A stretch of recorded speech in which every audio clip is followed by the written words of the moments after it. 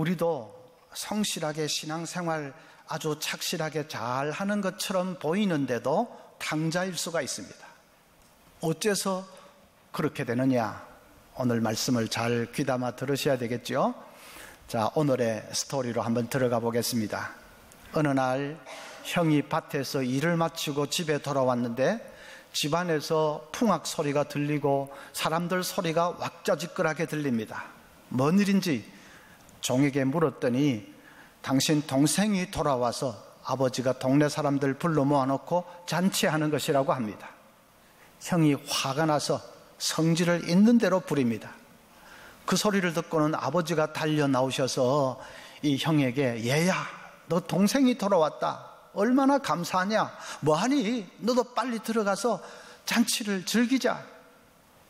그렇게 말씀하시는데도 이 형은 분을 풀지를 못하고 지 마음대로 방탕하게 살다가 거지꼴이 되어서 돌아왔는데 그게 무슨 잔치까지 할 일입니까? 하면서 아버지에게 대어듭니다. 자, 그것만 보아도 이 형이 좀 잘못됐지 않습니까? 아버지가 그렇게 기뻐하시면 말이 났다나 아버지 참 잘됐네요, 그렇게 해야 되지 않겠습니까? 설령 동생은 밉더라도 아버지가 기뻐하시니까, 동생 때문에 밤잠을 못 이루시던 아버지가 저렇게 좋아하시니까 아버지에 대한 생각이 조금이라도 있다면, 아버지 이제 한시름 놓게 되셔서 참 잘됐습니다, 정말 감사한 일이네요, 좀 그렇게 나와야 되지 않겠습니까? 그런데도 화만 내고 성질만 부리고, 그러니까 이 형이 마음이 좁은 사람입니다. 그렇게 마음이 좁은 사람이 그동안 아버지 집에서 성실하게 일한 것은 무슨 마음으로 한 것일까요? 혹시 아버지에게 잘못 보이면 유산 못 받을지 모른다, 그 두려움으로 한 것입니다. 그의 말에서 그런 것이 다 드러납니다. 29절에 아버지께 대답하여 이르되 내가 여러 해 아버지를 섬겨 명을 어김이 없거늘, 여기 섬겨라는 말은 원어로는 둘리오라는 말입니다. 둘리오는 종이 주인을 섬기는 것을 말합니다. 종이 주인이 두려워서 주인 눈치만 보면서 슬슬 일하는 것이 둘리오입니다. 이 형이 지금까지 그렇게 일했다는 것입니다. 잘못 보이면 유산 안 줄지 모른다. 그래서 아버지 눈치만 보면서 슬슬 일한 것입니다. 아버지가 잔치를 벌였다는 말을 듣고 발끈한 것도 결국은 그 유산 때문입니다. 동생은 자기가 받을 몫을 이미 챙겨서 갔었습니다. 이제 집안에 남은 재산은 다 자기 몫입니다. 아버지 돌아가시면 다 이 형 차지, 자기 차지가 될 것입니다. 그런데 이 성대한 잔치를 벌려놓으면 어떻게 됩니까? 그 비용은 전부 자기 몫에서 지금 나가는 거 아닙니까? 아버지 유산 좀 깎일까봐, 못 받을까봐 조심조심 살아왔는데, 그 동생 돌아왔다고 이 성대한 잔치를 베풀고, 그래서 자기 몫이 줄어들게 만들고, 그게 화가 나서 견딜 수가 없어서 지금 이렇게 발끈하고 있는 것입니다. 이제 그가 탕자인 이유가 하나 밝혀졌습니다. 아버지께 대한 사랑이 없었습니다. 그에게 아버지는 사랑의 대상도 아니고 존경의 대상도 아니고 그저 죽으면 유산이나 물려받을 대상에 불과했습니다. 이 형은 동생처럼 아버지 유산을 미리 달라, 아버지 살아계신데 그렇게 하지는 않았습니다. 그래도 유산에 집착하고 있는 것은 마찬가지입니다. 동생은 노골적으로 마음에서 아버지를 지워버렸죠. 형은 그렇게 하지는 않았습니다. 그래도 그의 마음에도 아버지가 없는 것은 마찬가지입니다. 아버지에 대한 사랑도 없고 존경도 없고, 있다면 유산에 대한 집착만 있을 뿐입니다. 그도 마찬가지 탕자 아닙니까? 우리 가운데 형 같은 사람이 있을 수가 있습니다. 신앙생활을 두려움 때문에 하는 사람이 있습니다. 회개도 두려움 때문에 합니다.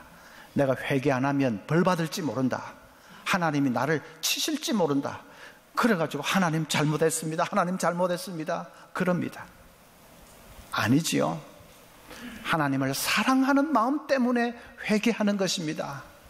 내가 이런 죄를 지어서 아버지 마음을 아프게 해드리다니, 그것이 마음이 아파서 회개하는 것입니다. 이 못된 놈이 하나님 아버지를 슬프게 해드리다니, 그래서 그것이 가슴이 아파서 회개하는 것이죠. 이 형이 그냥 순전히 유산 집착에서 일을 하듯이 우리도 이기적인 목적에서 내가 복 받기 위해서, 그래서 연보하는 분들이 있습니다. 여러분, 11조를 왜 합니까? 11조 바치면 하나님이 몇 값을 갚아주실 것이다, 내 사업 그냥 번창하게 해주실 것이다, 그래서 11조를 합니까? 아니지요. 하나님을 사랑하기 때문에 하는 것입니다. 사랑하는 사람을 위해서는 돈을 아무리 써도 아깝지 않지 않습니까? 마찬가지로 내가 주님을 사랑하기 때문에, 그래서 바쳐도 아깝지 않습니다. 그래서 바치는 것입니다. 옛날 어떤 농부의 밭에서 큰 당근이 났습니다. 그 농부가 당근을 가지고 왕에게 바쳤습니다. 폐하, 제가 수십 년 농사를 지었지만 이렇게 질 좋고 큰 당근은 처음입니다. 폐하를 사랑하고 존경하는 제 마음의 표현으로 이것을 폐하께 드립니다. 그리고 돌아가려고 하는데 왕이 그 농부를 불러 세웠습니다. 그대는 참 훌륭한 땅의 청지기로구나. 그대 밭 곁에 있는 내 땅을 하사하오노니 거기서도 농사를 짓도록 하거라. 아주 큰 상을 준 것입니다. 그런데 한 신하가 왕궁에서 우연히 그 대화를 엿들었습니다. 세상에 당근 하나 바치고 땅을 얻다니, 그보다 더 큰 것을 바치면 얼마나 더한 것을 얻을 것인가. 그래서 이 신하는 그 다음날 동이 트자마자 아주 준수한 검은색 종말을 이끌고 왕에게 갔습니다. 폐하, 제가 수십 년 말을 키워봤지만 이렇게 훌륭한 말은 처음입니다. 폐하를 존경하고 사랑하는 제 마음의 표현으로 이 말을 폐하께 드리나이다. 왕이 고맙다는 말만 하고 다른 액션이 없습니다. 이 신하가 어리둥절해서 돌아가지도 않고 이렇게 머뭇머뭇하고 있는데, 왕이 눈치를 채고는 이유를 일러주었습니다. 그 농부는 당근을 나에게 주었지만은 너는 말을 너 자신에게 주었지 않느냐. 그 말을 여러분 잘 기억하십시오. 농부는 당근을 나에게 주었지만은 너는 말을 너 자신에게 주었지 않느냐. 아무리 왕에게 말을 바쳐도 순전히 대가를 바라고 계산적으로 바치면 그건 왕에게 바친 것이 아니라 자기 자신에게 바친 것과 마찬가지입니다.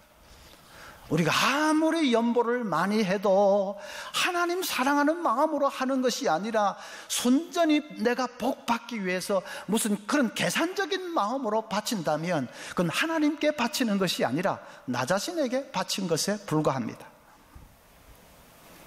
신앙생활은 첫째도 사랑, 둘째도 사랑, 오직 하나님 사랑하는 마음으로 하는 것입니다. 나를 구원해 주신 하나님, 나를 자녀 삼으시고 천국 백성 삼아주신 하나님, 그 은혜에 감격해서 그래서 뜨거운 사랑의 마음으로 하는 것입니다. 여러분, 이제부터는 기도할 때에 아버지 사랑합니다, 그 고백을 꼭 하십시오. 이제까지는 이것 주세요, 저것 주세요, 이런 문제가 있습니다, 이런 문제 해결해 주세요, 저런 문제 해결해 주세요, 늘 그랬죠? 주세요도 필요합니다. 그러나 그것뿐이면 좀 곤란합니다. 주세요도 하지만은, 그러나 꼭 여러분 하나님 아버지 사랑합니다, 그 고백을 하십시오.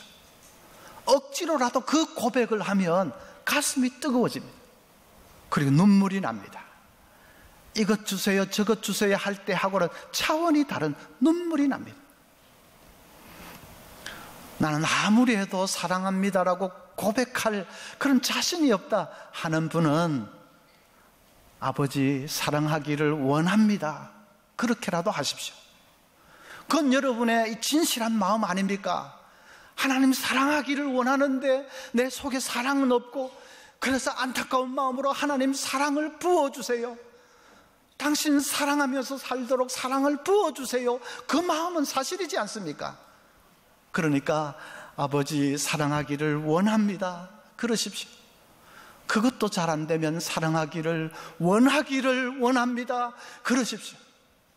그 간절한 마음을 아버지는 보시고 물리치지 않고 받아주십니다. 자, 이 형이 탕자인 이유가 한 가지 더 있습니다. 그가 아버지에게 대어들면서 하는 말을 한번 보십시오. 29절부터 아버지께 대답하여 이르되 내가 여러 해 아버지를 섬겨 명을 어김이 없거늘 내게는 염소 새끼라도 주어 나와 내 벗으로 즐기게 하신 일이 없더니 아버지의 살림을 창녀들과 함께 삼켜버린 이 아들이 돌아오매 이를 위하여 살찐 송아지를 잡으셨나이다. 이 좀 비꼬는 말이고 대드는 말이지요. 무슨 뜻입니까? 내가 그동안 아버지 집에서 일 잘했다는 것입니다. 수십 년 아버지 명을 한 번도 어긴 일도 없이 성실하게 잘했다는 것입니다. 그런데 아버지는 나에게 해준 게 뭐가 있느냐? 그 말이죠. 세상에 나 같은 아들이 어디 있다고? 아버지는 그것도 모르고 이때까지 나에게 해준 게 뭐가 있어? 지금 그 말 아닙니까? 탕자이지요. 왜 탕자냐? 지금 이 형의 이 뇌리 속에는 자기에 대한 이 공로의식이 꽉 차 있습니다. 나 일 많이 했어. 다 내 공이야. 그러니까 아버지는 나에게 알아서 기어야 돼. 그 공로의식이 꽉 차 있습니다. 그게 왜 잘못입니까? 자기가 이날까지 살아온 것이 은혜인 것을 모르니까요.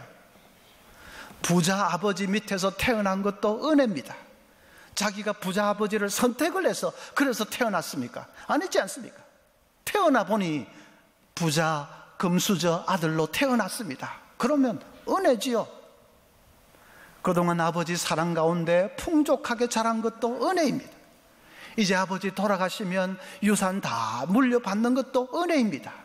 31절에 보면 아버지가 이르되 예 너는 항상 나와 함께 있으니 내 것이 다 내 것이로 돼. 아버지 것이 다 내 것이 되는 그런 은혜가 어디 있습니까? 모든 것이 처음부터 마지막까지가 은혜지 어디 자기가 잘나서 무슨 자기 공로입니까? 그걸 자기 공로라고 하니까 그게 탕자지. 목사만 이 공로의식에 사로잡히는 것은 아니고 교인들도 그런 사람들이 있습니다. 어떤 분은 나는 이 교회 개척할 때부터 있었어. 개척 공신이야. 그러는 분이 있습니다. 이 교회 건축할 때에 내가 아파트 팔아바쳐서 그래서 된 거야. 내가 안 그랬으면 택도 없지. 초창기 10년 동안 내가 주일학교 부장하면서 기초를 다 닦아 놓은 거야. 그래서 요즘 이렇게 된 거야. 사람들이 잘 모르고 있는데 사실은 그랬어. 그러는 분들이 있습니다. 공로의식이 꽉 차 있는 것이죠. 그런 분들은 내 말은 안 하지만은 초창기에는 이랬고 저랬고 하면서 말은 안 하지만은 하면서 말 다 하고 있습니다.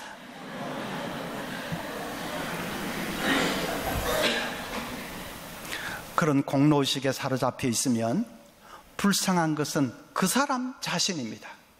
왜냐하면 그런 분은 신앙생활하면서 아무 기쁨이 없습니다. 늘 싸늘한 눈으로 주위를 살피기 때문입니다. 내가 지금 이거 대우를 제대로 받고 있나 없나? 내가 개척 공신인데 사람들이 그걸 알고 있나 없나? 모르는 것 같아. 늘 그렇게 주위를 싸늘하게 살피기 때문에 자기 마음에 기쁨이 없습니다. 얼마나 그거 참 안타까운 일입니까? 또 그런 사람들은 자꾸 비교를 하지요. 저 사람은 나보다 늦게 왔는데 왜 먼저 장로가 돼? 왜 먼저 권사가 돼? 저 사람 아무 나보다 잘난 것도 없는데 왜 먼저 리더가 돼? 그래서 입이 그냥 이만큼 튀어나옵니다.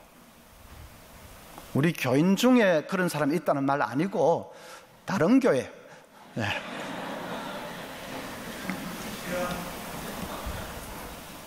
그런 분들은 분명히 지난날 수고를 많이 했습니다.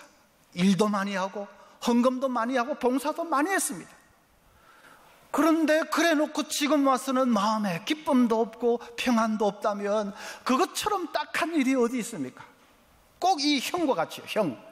형은 평생 아버지 집에서 일 많이 잘 해놓고는 지금 보십시오. 아무 기쁨도 없고 그냥 화가 나고 썩만 내고 있습니다. 얼마나 딱한 일입니까? 잘못된 공로의식에 사로잡히면 사람이 그렇게 됩니다. 20년도 더 전에 목동에 있는 어느 교회가 예배당을 크게 새로 짓고 이제 봉헌 예배를 드립니다. 봉헌 예배 드리는 그 시간에 장로님 한 분이 나와서 울먹이면서 대표 기도를 했습니다. 하나님, 죄송합니다. 제가 사업을 조금만 더 잘했더라면 더 많이 바칠 수 있었는데 미련하고 둔해서 죄송합니다. 그 장로님은 70억을 헌금을 했습니다. 20여 년 더 전에 70억이면 지금은 한 100억은 될 겁니다. 그러면 목이 좀 뻣뻣해질 수 있지 않겠습니까? 교인들이 전부 저분이 그분이래, 저분이 다 지었대, 다 그러고 있는데 그럼 어깨에 좀 힘이 들어갈 수도 있지 않습니까? 그런데 그 장로님은 하나님 죄송합니다를 연발하면서 눈물을 쏟았습니다. 모든 것이 은혜인 것을 알기 때문입니다. 사업 번창하게 해주신 것도 은혜입니다. 바칠 수 있는 믿음 주신 것도 은혜입니다. 내 시대에 처음이자 마지막으로 교회 지을 수 있게 해주신 그것도 은혜입니다. 다 모든 것이 은혜니까 목이 뻣뻣할 게 뭐가 있습니까? 그저 감사와 감격의 눈물을 쏟는 것입니다. 은혜를 은혜로 아는 사람에게는 감격이 있습니다. 누가 내 공로를 알아주는지 아닌지 그 살필 필요가 없습니다. 하나님만 알아주시면 됐지요. 처음부터 하나님 사랑하기 때문에 바쳤습니다. 그러니까 하나님만 알아주시면 됐지 사람이 누가 알아주고 말고 그 신경 쓸 필요가 없습니다. 다른 사람과 비교할 필요도 없습니다. 못난 나에게 베풀어 주신 그 은혜만 해도 내가 감당하기가 벅찬데 뭐 남하고 비교하고 말고 그럴 필요가 뭐가 있습니까?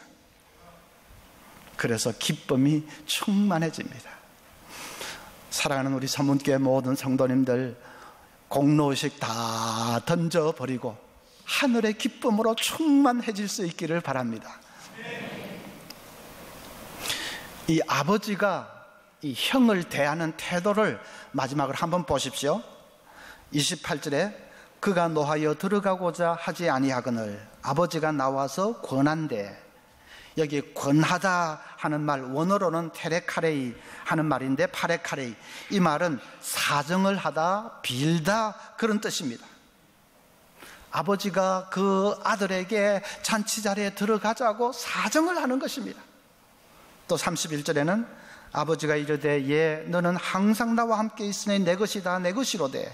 여기 예 하는 말 원어로는 테크논인데 테크논은 어린 자녀를 부를 때 쓰는 말입니다. 우리말로는 아가 하는 말입니다.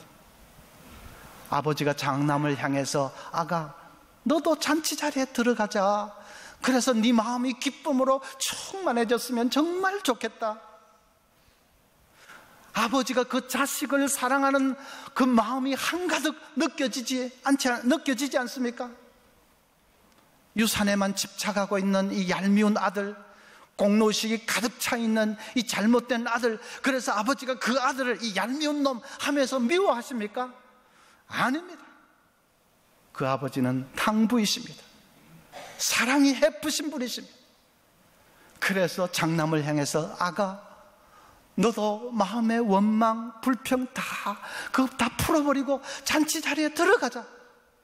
그래서 네 마음에도 기쁨이 충만했으면 정말 좋겠다. 사정하듯이 그렇게 권고하는 것입니다. 오늘 우리에게도 이 잔치 자리가 벌어졌습니다. 전교인 수련회가 바로 이 잔치 마당입니다. 우리 다 그 잔치 자리에 참여할 수 있었으면 좋겠습니다. 우리 가운데 혹 형처럼 3분도 있을 겁니다. 좀 두려움으로 신앙생활하고 그리고 조금 공로의식도 있고 그런 분 있을 수 있습니다. 우리 가운데 동생처럼 3분도 있을 수 있습니다. 내 마음대로 그냥 하나님 새카맣게 잊어버리고 살았던 분 있을 수 있습니다. 이제 그 모든 것 다 내려놓고 이 잔치 자리에 들어가서 서로 용서하고 서로 포용하고 서로 사랑으로 하나 되는 그런 역사가 있었으면 정말로 좋겠습니다. 말씀을 배부르게 먹고 우리에게 생수의 강이 넘쳐나서 그래서 기뻐하면서 먹고 마시고 즐기면서 정말로 천국을 누릴 수 있는 그런 이번 잔치가 되었으면 좋겠습니다. 우리 하늘 아버지께서 아가 너도 잔치 자리에 들어가자 간곡히 말씀하시는 그 말씀을 여러분 외면하지 마시기를 바랍니다. 저는 옛날 신학생 시절에 어렵게 공부했습니다. 한 40여 년 전이니까 그 시절에 어렵지 않은 사람 누가 있었겠습니까? 저도 어렵게 공부했습니다. 밥은 제 기억에 30원짜리를 먹었습니다. 교회 뒤에 조그만 골목에 식당이라고 할 것도 없습니다. 한 너다섯 사람 앉으면 꽉 차는 그 허름한 식당에서 30원짜리를 먹었습니다. 50원짜리는 좀 낮게 얹어주지만은 그럴 형편이 못 됐습니다. 잠은 제가 섬기던 교회가 일제시대 때부터 있었던 그 2층 목조 건물인데 2층 올라가는 계단 밑에 계단방에서 잤습니다. 교인들이 오르락 내리락 할 때마다 삐끄덕 삐끄덕 소리가 나고 또 벼룩인지 빈대인지 벌레는 또 어떻게 그렇게 많은지요. 그 손바닥만한 방에서 지냈습니다. 뭐 그런 지낼 곳이 있는 것이 감사하죠. 그렇게 어려우니까 이제 신학생이니까 등록금 시즌이 되면 막막합니다. 어디 한 푼 두 푼이라야 계산을 대보지. 막막했습니다. 그런데 그렇게 아무것도 갖추어진 것이 없는데 그때는 이제 밤 예배 시간에 제가 예배를 인도하려고 이 강단에 서기만 하면 왜 그렇게 눈물이 나는지, 기도할 때는 말할 것도 없고 성경 봉독을 해야 되는데 눈물이 자꾸 얼른얼른해서 글자가 보이지 않고 교인들 다 빤히 쳐다보고 있는데 민망스럽기도 하고 어떻게 시도 때도 없이 그렇게 눈물이 나든지요. 내가 왜 이런 고생을 하는지 서러워서 흘리는 눈물이 아닙니다. 하나님 아버지, 나 같은 거 뭘 보시고 이 거룩한 강단에 세워주십니까? 감격의 눈물입니다. 내가 내 속에 있는 추하고 더러운 거 너무나도 잘 아는데 도대체 나 같은 거 뭐가 있다고 주의 종 되라고 이 훈련을 시켜주십니까? 감격의 눈물이었습니다. 그때는 참 많이 울었습니다. 돌이켜보면 그때가 진짜 행복했습니다. 아무것도 손에 쥔 것이 없어도 감격에 겨워서 그렇게 울던 그때가 진짜로 행복했습니다. 지금은 많이 무디어졌습니다. 박사도 해봤고 교수도 해봤고 그래서 목이 많이 뻣뻣해진 것이죠. 지난 날을 돌아보면서 이거는 아닌데, 이거 아닌데 가슴을 치면서 회개할 때가 있습니다. 여러분은 어떠십니까? 지난 시절 어려웠던 때를 한번 돌아보십시오. 막막했던 그 시절 어려웠던 때를 한번 돌이켜보십시오. 사업에 실패해서 벼랑 끝에 선 것 같았던 그 캄캄한 순간을 한번 생각해 보십시오. 그때는 식은 밥 한 덩이를 앞에 두고도 감사했지 않습니까? 한 숟갈씩 나눠 먹어도 그래도 건너뛰지 않고 먹는 거 감사했지 않습니까? 그때는 코딱지만한 방에 5식구, 6식구 함께 누웠어도 그래도 고아원으로 보육원으로 흩어지지 않는 것만 해도 감사했지 않습니까?